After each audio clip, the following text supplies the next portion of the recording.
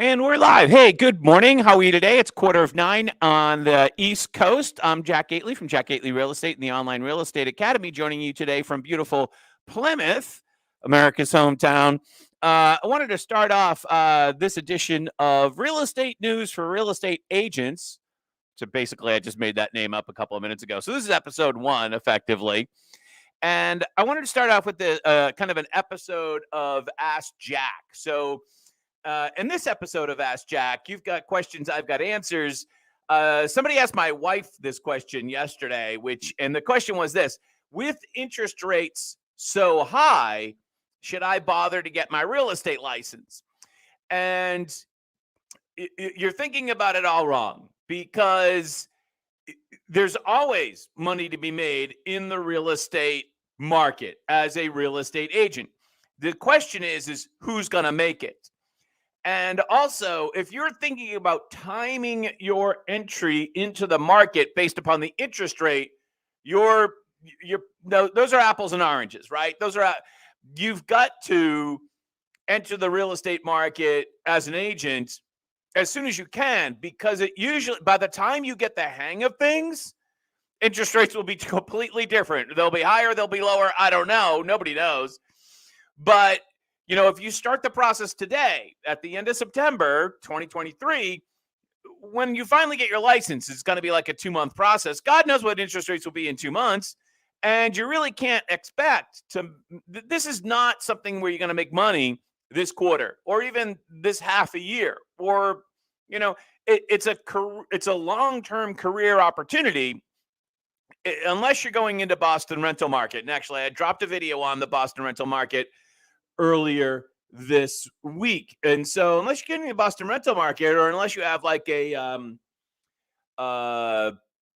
deal like right away that you can do, developing leads in a client base is a long-term project. So remember, there are no jobs in this business. There are only business opportunities.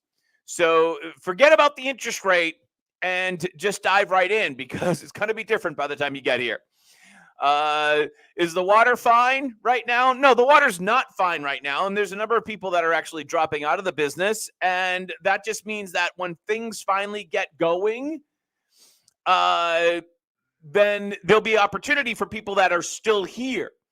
If you wait until real estate gets hot again, or until there's a lot of transactions again, then you would have missed the boat, because now is the time to plant the seeds to when volume comes back up, if that makes any sense. I hope that makes some sense.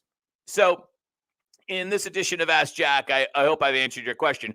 By the way, at noon today, I have a video dropping about why it took me 19 years of delay to get my real estate license. So that drops today at noon.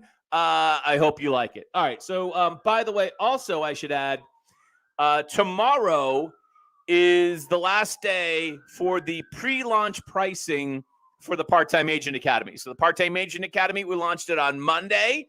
We've had quite a few people sign up. I couldn't believe how many people signed up.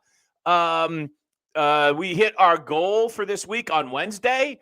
So Part-Time Agent Academy, the sale ends on Saturday. It's $98 until Saturday.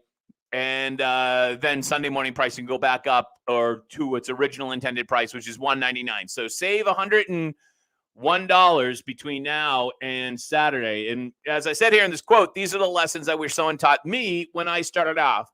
So over a decade ago.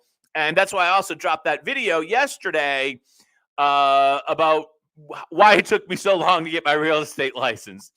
And yeah, I wish I was teaching you 3 decades of lessons, but I only have like 12 years. So anyways, take the class if you want, but don't try to time your entrance into the real estate industry based upon the interest rate. Oh, I hear some police go by or fire or something going. A lot of excitement, very exciting downtown Plymouth here. All right, so let's cut to the news. And right off the bat, let's talk about the interest rates that, not interest rates, PCE, which is a measure of inflation. So PCE is a measure of inflation that doesn't get as much headlines as CPI. CPI gets all the headlines. That's the one that most of the media covers. But PCE, which is like consumer expenditures, personal consumer expenditures, is what gets less coverage, but maybe more attention from the Fed, right? The all-important Fed. And it just broke this morning at about 20 minutes ago. So breaking PCE inflation numbers, the Fed's preferred inflation metric rises to 3.5%, but the core, which is X energy and X housing, if I have that right, fell to 3.9. So we're still running basically 4% inflation. Headline inflation is rising, but core inflation is finally falling.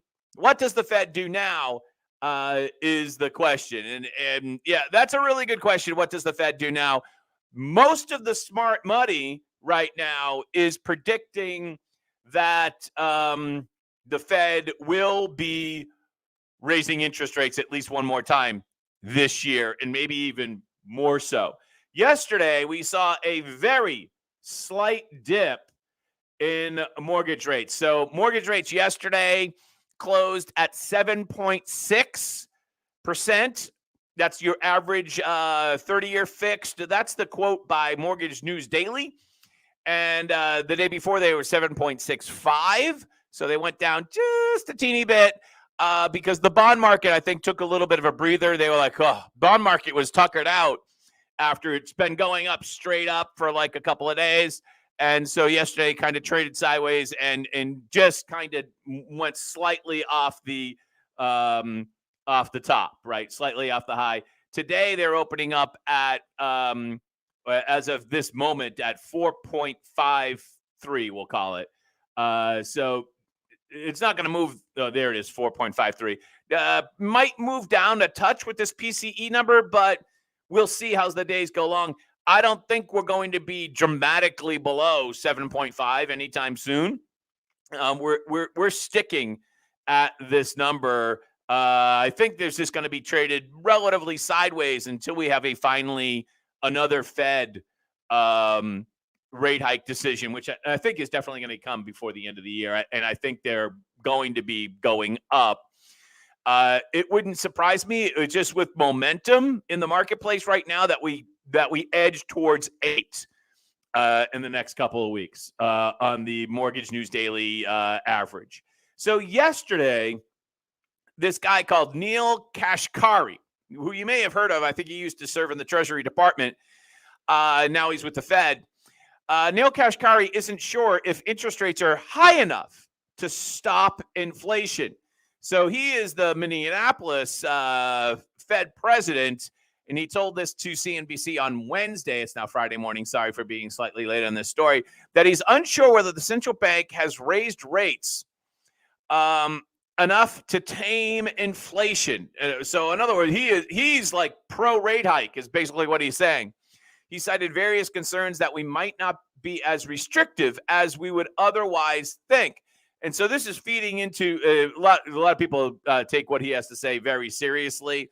And this is feeding into a significant amount of concern that we might not just have one rate hike, we might have several more. That inflation, given these numbers, where especially where the 10 years gone, and then consequently mortgage rates, and the fact that the labor market most prominently has really not cooled, that we are not only looking for higher for longer, but we're looking for much higher and longer, right?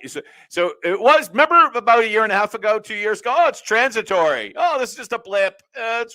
And then recently we've said higher for longer. Now they're starting to talk about much higher for longer. Yeah, so I thought this article here from CNBC was very, very helpful. Stagflation is the big boogeyman out there, and many are increasingly aware of its return.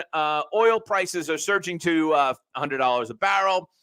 By early summers, investors looked increasingly confident that the global economy was escaping the plague of stagflation, said Generally Investments published a note Thursday. They are having a second thought, and rightly so. So yesterday, you also heard me talk about JP Morgan, and they were sounding the alarm about basically a double dip in inflation. And that's what this interview here is about. It's about a double dip in inflation. And it looks like we're headed in that direction where, because, again, of our government spending, remember, there are two levers on the economy. The Fed's trying to slow down the economy. They're trying to apply the brakes. They're basically trying to create a recession to kill inflation. That's the strategy. It's not very finessed, but that's the strategy. They're basically trying to create a recession. Fighting against that is the fact that the government keeps on spending money, which deflates the value of the dollar, which creates inflation. Plus, we have these other like worldwide trends of de-dollarization, de-petrodollar, BRICS, and these other things that are happening that are moving people away from the American dollar. So I thought this interview on CNBC with this woman who runs a family office, which is kind of like a fancy name for a really great opportunity with the new technologies and the new businesses and the productivity that I think kind of normal, if you think about it, that labor is going to say, well, what about me? What happens now? The rules of the game are changing. So I think the business models are going to have to get reinvented. I don't know if you... Come on, what happened to it? A loading ad we have to watch. Look, we get it. Using Workday helps you transform your business. We're not going to watch an ad again. Another ad? What happened? Come on, hold on. It said load in 6, 5. We'll do the countdown together. 4, 3, 2, 1. All right. Whew. As we look ahead to the second half of the fiscal year, will this summer's travel season portend well for the rest of... We don't want that. All right. Trust me. She's really concerned. Let me see if I can even quote her. Mel, oh my God, she has a very long name. She's the CEO of the We Family Office, and she basically said that she's concerned about stagflation, that it's the big boogeyman out there. She's not saying that it's going to happen, but if you're looking at this as a spectrum, right? We started off with it's transitory. Eventually we move to the mini banking crisis, and then eventually we move to higher for longer. Now some people are talking about much higher for longer, and the next thing after that is stagflation. And every time they've declared something, it's gotten worse, right? This crisis has not gone away. It's like whatever they come up with, higher for longer, that lasts for like 2 months or whatever, and then comes the new paradigm, which is now much higher for longer. And how long will it be where much higher for longer comes along and goes away, and all of a sudden it becomes stagflation, which, as I said, that's behind door number 4, and that is the worst of all possible outcomes. And that is, of course, a slowdown in the economy, but high inflation. That's the absolute worst of all possible outcomes. I'm not saying that will happen, but it is the boogeyman out there. So if you're a real estate agent, how do you deal with all this, right? And the number one way, I was sitting down with some mortgage brokers yesterday, and we'll talk about that in a quick second. I was sitting down with some mortgage brokers with that yesterday, and I did not get to talk to them about this because they were focused on how do they get leads now. Like, Jack, can you send me any buyers that need leads? And I understand that. Great. But the way, whether you're a mortgage broker, a real estate agent, or the pet shop in your local town, or whatever, is by creating a brand for yourself, right? And how do you do that? Look, I'm talking to you right now. We've only started these live streams, just yesterday. We got a couple of viewers here. Thank you so much for tuning in this morning. Glad to have you here. Throw in a comment there. I might actually remember to look over there. I'd love you to throw in a comment. That would be kind of cool.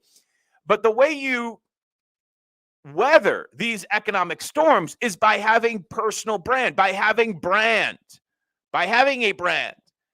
And we live in a time that is just like electrically exciting, because I'm a geezer. I'm old enough to remember, and you probably heard me say this before, that when you wanted a real estate agent, you had to drive across town or drive to the town that you want to live at, drive up to some real estate agent where there was a real estate agent on duty, and you had to hope that they were there so that they could help you, so they could put on their gold jacket and help you find a home, and they were going to show you some homes in a binder.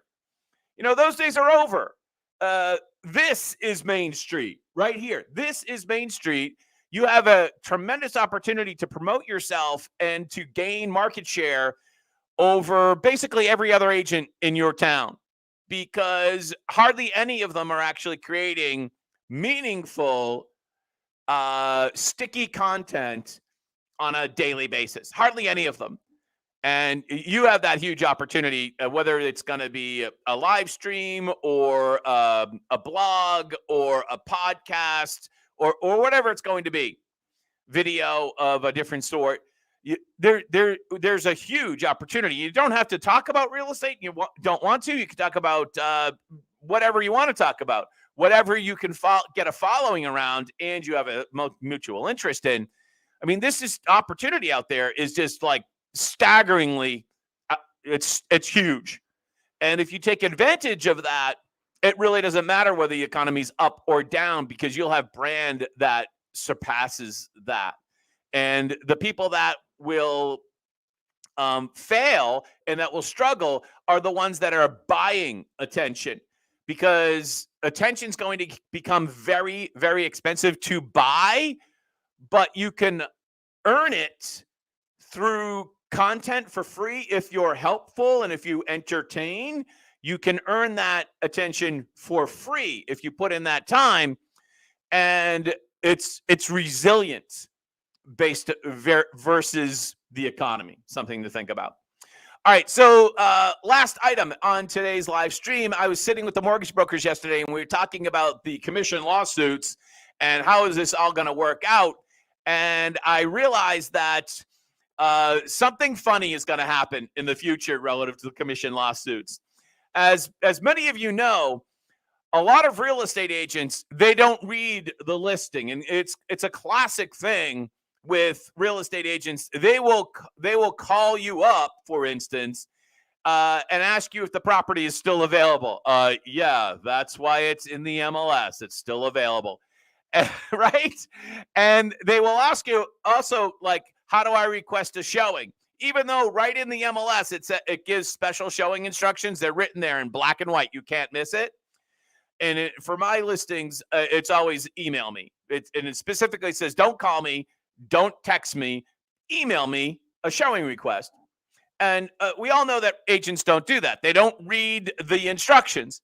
So I think once this commission lawsuit thing goes into effect, and here in Massachusetts at MLS PIN, which covers the vast majority of Massachusetts, shortly, they're going to be putting in a rule that says buyer side commission is optional. And what is going to happen, and this is going to be hilarious, what is going to happen is that there'll be a listing somewhere where there is zero offered for the buyer side commission. And it will be public. It's right there in the listing sheet. Can't miss it unless you're not doing your job, unless you don't read the listing sheet. And what will happen is the buyer side agent will submit an offer. It will get accepted. The deal will go to a closing. It will close. And then the buyer agent will say, can you send over our check? And the listing agent's going to say, what check? Well, our commission, our commission, it's usually 2 or 2.5%, 3%. You know, our commission. Aren't you going to send us a check? No, we're not sending you a check. Did you read the listing? And then there'll be a pause. I can see this happening, right? It's going to be hilarious. I can hear the pause on the other side of the phone. What do you mean the listing? In the listing, we're not offering a commission to the buyer side agent. Didn't you read it? but you accepted the offer I wrote in. That's because you were stupid enough to write it in without asking for a fee for yourself. And you should have asked for a fee from your buyer. We assumed your buyer was paying you. Why would the seller pay you? After all, in the listing, it says we're not paying a commission. So why would you expect to get a commission from the seller? So it's just a matter of time before that happens. And it's going to be hilarious, but and painful. It's going to be a painful lesson for that buyer agent. But somebody will definitely inadvertently, I don't even want to call it inadvertently, just mistakenly malpractice, basically. They're going to do a deal. They're going to expect a check, and they're not going to get one because they didn't read the listing. And then they'll learn the lesson the hard way. That is definitely coming next year. If anyone ever hears about it before I do, let me know, because I'm sure there's going to be some anger when that happens. But hey, tough luck. Read the listing. Read the listing. All right. Hey, I'm Jack from Jack Gately Real Estate and the Online Real Estate Academy. It's been nice to be with you. Thank you so much for joining us today. All two of you. Thank you so much. I know some of you will watch later. Have a great day. I think we'll be back with another live stream on Monday. And don't forget the video today dropping at noon. Why it took me 19 years to get my real estate license. I went on location in Boston. I filmed that on Tuesday. It was a beautiful day. All right. We'll talk to you later, and we'll see you Monday. Have a great day. Bye-bye.